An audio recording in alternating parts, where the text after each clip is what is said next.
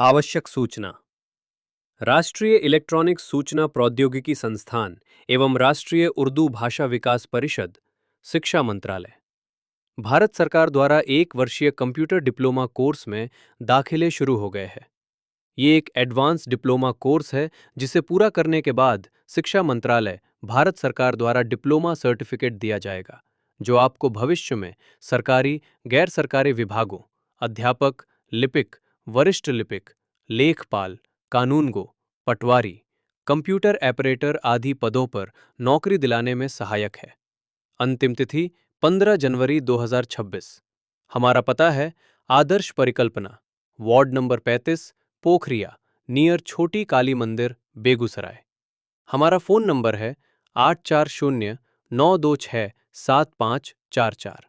जल्दी करें, seat limited है।